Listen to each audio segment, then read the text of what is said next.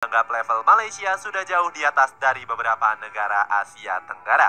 Sulaiman menilai Harimau Malaya akan mengalami kerugian besar apabila melawan tim ASEAN. Berhasil menahan Korea, bangga sekali. Bangga sekali. Berhasil menahan Korea 3-3 waktu itu di Piala Asia.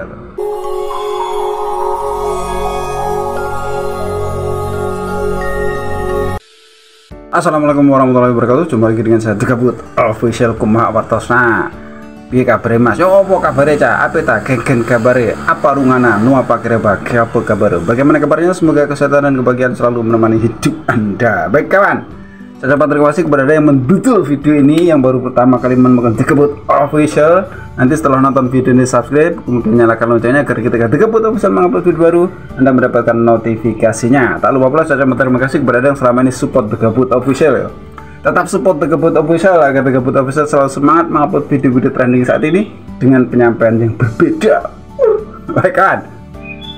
Akibat merasa level sudah terlalu tinggi di Asia, ada sebuah kejadian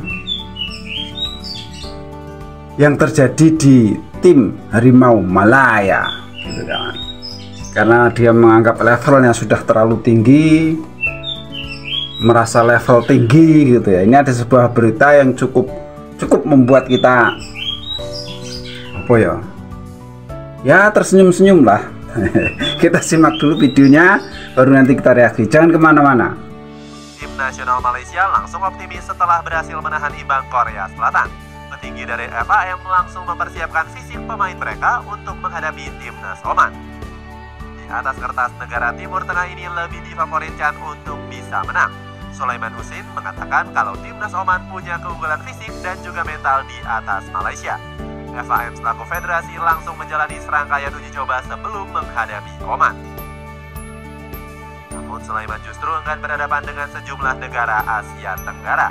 Dia menganggap level Malaysia sudah jauh di atas dari beberapa negara Asia Tenggara. Sulaiman menilai Harimau Malaya akan mengalami kerugian besar apabila melawan tim ASEAN. Pasalnya Malaysia nggak bisa mendeteksi beberapa kekurangan yang harus diperbaiki. Menurut Sulaiman, Harimau Malaya sangat cocok untuk bertanding uji coba menghadapi negara Arab. Sulaiman menambahkan persiapan ini untuk mempertahankan konsistensi timnas Malaysia. Skuad Harimau Malaya saat itu memuncaki klasemen grup D dengan memperoleh 6 poin. Gagal total di sejumlah kompetisi.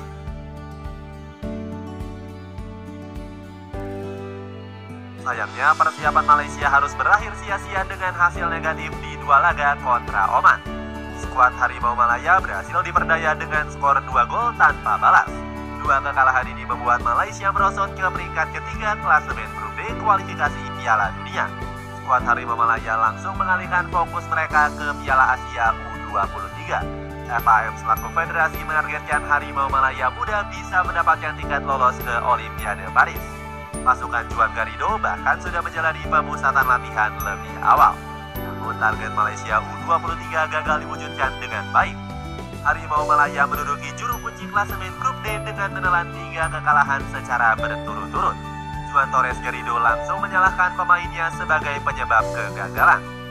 Pelatih asal Spanyol ini bilang para punggawa Harimau Malaya membuat kesalahan di setiap laga.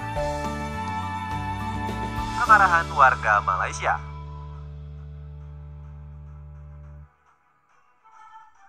Kegagalan timnas Malaysia di sejumlah kompetisi membuat para netizen merasa geram.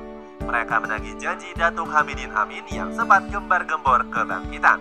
Warga Malaysia menilai Presiden FAM ini hanya mengumbar janji tanpa memberikan bukti. Para punggawa Harimau Malaya juga gak lepas dari kritikan tajam dari warga negeri jiran. Salah satunya adalah Akhir Rashid yang dinilai hanya mementingkan fashion saja. Pemain dari Terengganu FC ini bahkan disebut lebih cocok menjadi boyband Korea. Di sisi lain, netizen Malaysia justru memuji penampilan timnas Indonesia di Piala Asia U23. Mereka iri dengan pencapaian skuad Garuda Muda yang mampu menembus ke partai semifinal. Warga negeri jiran menilai skuad asuhan Sintayong jauh lebih berkembang ketimbang Indonesia. Mereka juga memuji PSSI yang telah berhasil membangun sepak bola dengan baik. Baik, itu tadi serangkaian acara ya, serangkaian yang dialami oleh Harimau Malaya. Setelah Piala Asia mereka gagal, kemudian fokus dia di pra Piala Dunia dengan seperti itu tadi, berhasil menahan Korea. Bangga sekali, bangga sekali, berhasil menahan Korea 3-3 waktu itu di Piala Asia. Kemudian fokus ke pra Piala Dunia. Begitu fokus pra Piala Dunia, 2 kali kalah dari Oman. Akhirnya deledek di pra Piala dia deledek jadi urutan ketiga atau cukup berat perjuangannya. Kemudian fokus di U23 gitu. Di U23 harus lolos Olimpiade, beritanya kan begitu tadi. Begitu kejadiannya, fakta di lapangan di U23 kemarin dipecundangi. Malaysia pulang bawa teluk. Kalah terus, 3 kali kalah terus. Sama Uzbekistan dia kalah, sama lagi kemarin siapa itu yang musuhnya, sama Vietnam dia juga kalah. Besar lagi Uzbekistan, Vietnam, Kuwait kalau nggak salah ya, kalah lagi kan gitu. Jadi Malaysia tuh sebagai juru kunci kalah terus. Akhirnya dengan kejadian seperti ini, awal-awalnya kan pemimpin-pemimpin mereka seperti itu toh sikapnya di berita tadi. Kemudian ekspektasi daripada supporter itu terlalu tinggi. Akhirnya ini ada kejadian yang menimpa pemainnya. Kita simak dulu videonya, jangan kemana-mana. Puncak kemarahan oknum warga Malaysia membuat beberapa pemain Harimau Malaya menjadi korban. Baru-baru ini Faisal Halim disiram air keras oleh 2 orang yang gak dikenal. Saat itu Faisal Halim tengah mengunjungi pusat perbelanjaan bersama keluarganya. Tiba-tiba 2 orang berboncengan langsung menyiramkan air keras ke tubuh sang bintang selangor ini. Faisal Halim langsung dilarikan ke rumah sakit dengan bajunya yang ikut meleleh. Pihak kepolisian sempat menyebut jika plat kendaraan yang digunakan pelaku adalah palsu. Selain Faisal Halim, nasib buruk juga menimpa winger Harimau Malaya lainnya yakni Akhyar Rashid. Pemain 25 tahun ini menjadi korban perampokan seusai menjalani sesi latihan. Akhyar sendiri diserang dengan menggunakan sebilah besi dan mengalami luka robek di bagian kepala dan kakinya. Alhasil dirinya harus mendapatkan 6 jahitan sekaligus.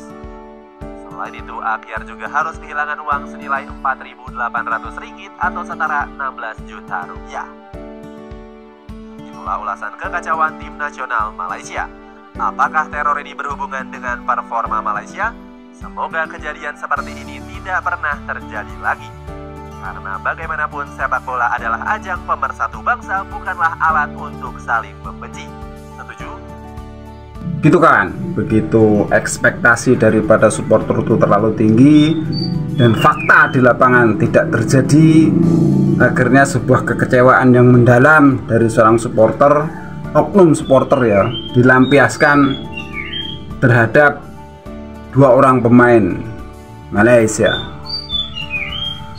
Satunya disiram air keras, satunya dirampok seperti itu. Jadi ini kita tidak tahu motifnya apa, tujuannya apa, kita tidak tahu. Apakah persaingan di liga ataukah itu hanya oknum-oknum supporter aja yang kecewa, kita tidak tahu tuh. Yang jelas diselidiki.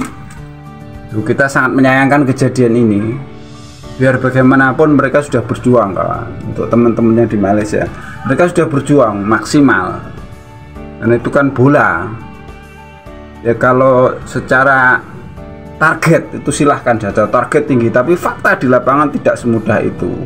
Kadang terjadi berbanding terbalik kawan. Awal-awal waktu penyisian pra Piala Dunia emang Malaysia kan bagus tuh, 2 kali langsung menang tuh waktu itu. Begitu 2 kali berikutnya tewas 2 kali juga, kalah 2 kali. Akhirnya dia urutan ketiga. Ya makanya namanya sepak bola itu seperti itu. Tidak selamanya mereka itu fit, tidak selamanya mereka itu bagus permainannya sebenarnya. Cuman ini karena salah pemikiran, salah mindset, salah cara berpikir dari seorang supporter ini, oknum supporter ini melampiaskan terhadap pemain bolanya. Ini sangat disayangkan. Semoga saja ini tidak terjadi di Indonesia ya. Ekspektasi yang terlalu tinggi, fakta di lapangan tidak terjadi, akhirnya begitu kan begitu. Ini tidak baik, jangan ditiru ya supporter seperti ini. Ya, namanya bola, kalah menang tuh biasa. Itu makanya untuk seorang pemimpin atau seorang pengurus ya kalau berjanji jangan terlalu tinggi lah, jangan songong juga ya. Dulu latihan aja begitu ya, tadi yang pemimpin Malaysia tadi kan begitu toh, tidak mau dengan negara ASEAN gitu, merasa lebih levelnya tinggi kan begitu. Itu kawan yo, ini reaksi dari The Gabut Official. Ada salah-salah kata mohon maaf, ada yang baik ambil sebagai pelajaran, yang jelek buang saja. The Gabut Official. Wassalamualaikum warahmatullahi wabarakatuh.